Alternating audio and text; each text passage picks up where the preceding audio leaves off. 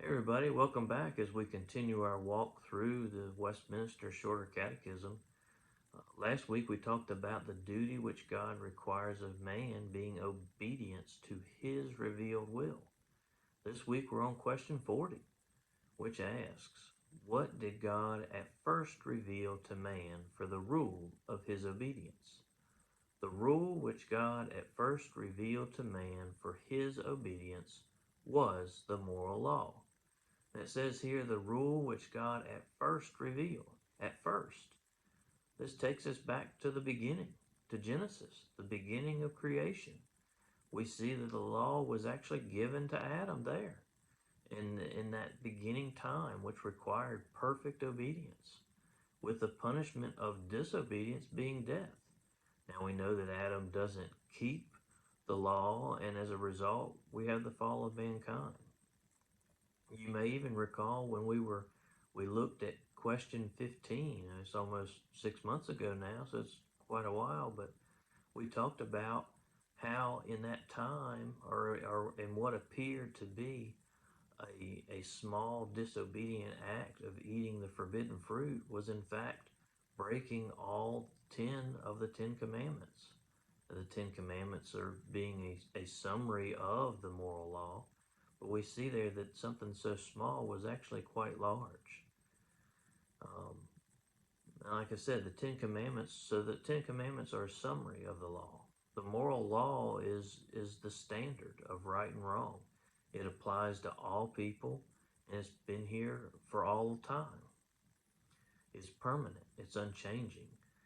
Uh, Now, when we think about the moral law, especially in the Old Testament, there were also some other laws that were there at the time, the judicial law as well. That expired with the people of the Old Testament. It's not permanent like the moral law is.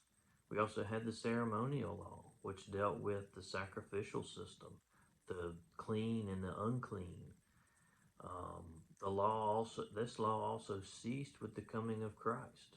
Christ was the ultimate sacrifice for all. So there's no need to continue sacrificing after that time. So we're left with the moral law, this law that is the standard of right and wrong. Both believers and unbelievers know the moral law. And we'll talk about that in the scripture here in just a minute. But you think about thou shalt not murder, for instance.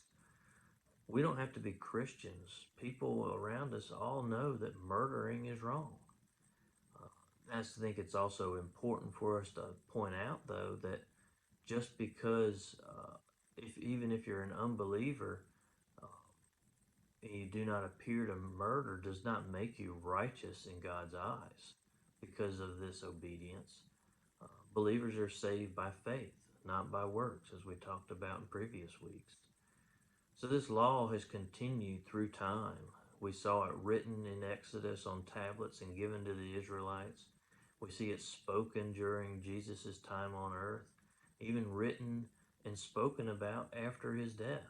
So it's permanent, it's continuing. Our scripture today actually comes from Romans, which was written by Paul after Christ's death, after his resurrection and ascension into heaven. But let's look at scripture for a minute here. It says Romans chapter 2. We've got verses 14 and 15, which says, indeed, when Gentiles who do not have the law do by nature things required by the law, they are a law for themselves, even though they do not have the law. They show that the requirements of the law are written on their hearts, their consciences also bearing witness, and their thoughts sometimes accusing them, and at other times even defending them. So this speaks to what I said about being the law of standard of right and wrong. We see here it says they do by nature things required by the law because it's written on their hearts, on their consciences.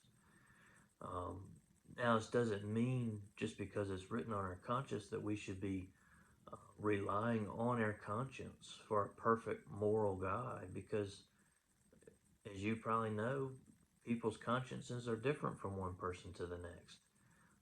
We are also distorted by sin. So what we should be doing is putting our focus on Christ, on God.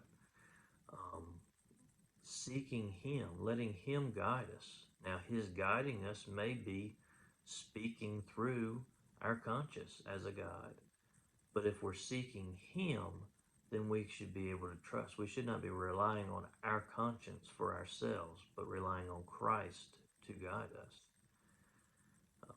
There's a second passage, and it's also from Romans I've got here. It's from chapter 10, verse 5. It says, "For Moses writes about the righteousness that is based on the law, that the person who does the commandments shall live by them." Now, this was, Paul's actually citing this from Leviticus 18, where he talks about the righteousness that is based on the law. In this, he's showing that those who keep the law will attain life. It says there that the person who does the commandments shall live by them. Now, we know that no one on earth, with the exception of Christ, can follow the law, follow the 10 Commandments that are a summary of the moral law. No one can.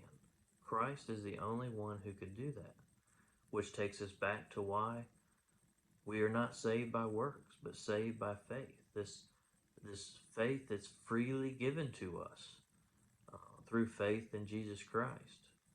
Now, we've talked about, as we've started in this section on duty, we've talked about obedience, and this obedience is found in the moral law. Next week, we're going to talk about the summary of the moral law, which is the 10 Commandments. But for this week, question 40 asks us, what did God at first reveal to man for the rule of his obedience? The rule which God at first revealed to man for his obedience was the moral